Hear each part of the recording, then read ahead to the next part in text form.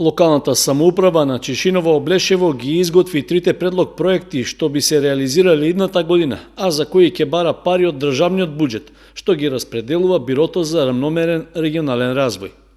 Аплицирањето за финансиската поддршка вообичаено се прави преку Центарот за развој на Источниот плански регион, а главен акцент во проектите е ставен на подобрувањето на инфраструктурните услови.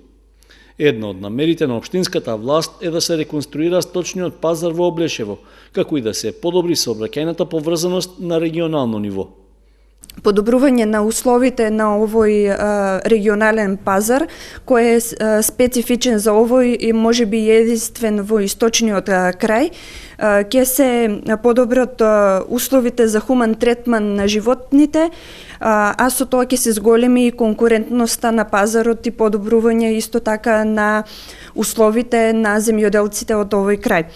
Другиот предлог проект со кој општина Чешиново Облешево ќе излезе исто така изградба на патниот правец село Спанчево, место викано Свиланово до село Рајчани.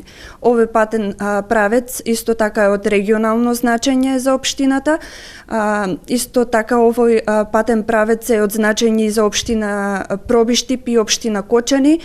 Освен за сточниот пазар во Облешево и за изградба на современо сообраќајно поврзување до Рајчани, општината размислува и за решавање на повеќегодишниот проблем со неработењето на бањскиот капацитет во селото Бања.